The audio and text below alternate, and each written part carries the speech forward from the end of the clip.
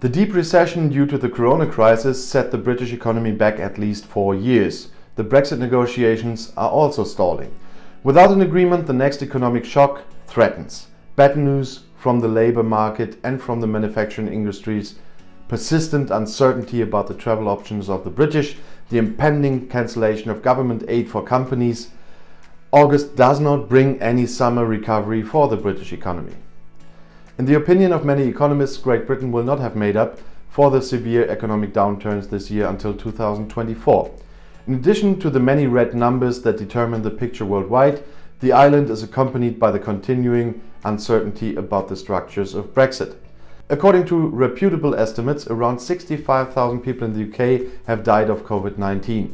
Even according to the official number of the Ministry of Health, there were proportionally more deaths than anywhere else in the world except Belgium. On a weekly average, the number of fatalities is several dozen daily, and England in particular has hundreds of new infections every day.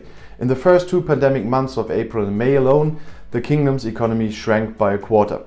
Finance Minister Rishi Sunak calculated that this was as much as the growth of the past 18 years and spoke of serious economic problems in May. The immensely important real estate market saw only half of the normal sales.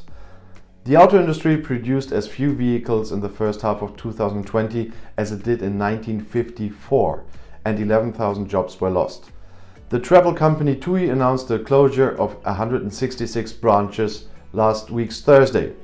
Consistent forecasts indicate that the decline in GDP this year will be double-digit.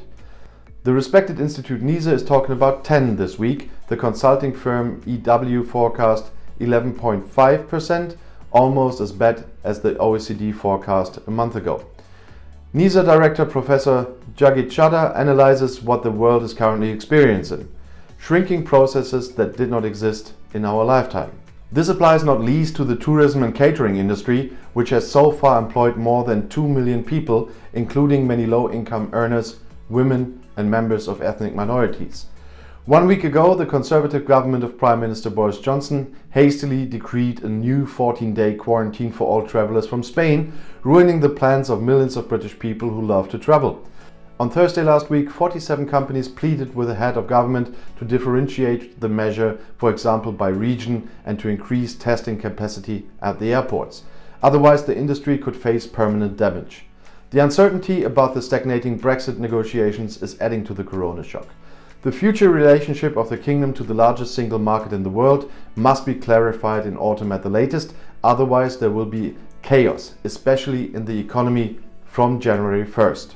Treasury Secretary Sunak is boasting a total of £160 billion in aid to businesses and the self-employed.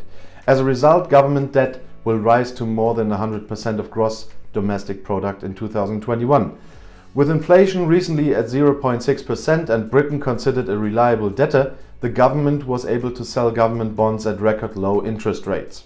In the opinion of the NISA scientists, Sunak's intention to sneak out of the aid program by the end of October cannot be justified in fiscal or labour market terms. So far, short-time workers have received up to £2,500 a month from the state. Instead, Sunak beckons for the quarter to the end of January with a bonus of up to £1,000 per month for companies that continue to employ and, if necessary, retrain their employees. Prime Minister Johnson announced that negotiations would end at the end of July 6 weeks ago, and EU negotiator Michel Barnier recently spoke on October 31st as the final date for an agreement. Well, Boris Johnson's end of July deadline is gone already anyway. Opinions differ on the cause of the lack of progress. The UK only seriously looked into the problems in the second half of this month, criticises Irish EU Trade Commissioner Phil Hogan. Downing Street complains that the EU uses unusual negotiating tactics.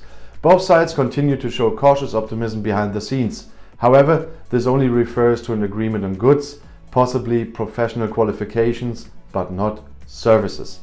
In any case, the economies are facing another shock on both sides. And if you now want to know more about European politics from a German point of view, YouTube has chosen another of my videos for you right here in the end screen, right next to your chance to subscribe to my channel. I'll see you in my next video. Click and enjoy. Viel Spaß!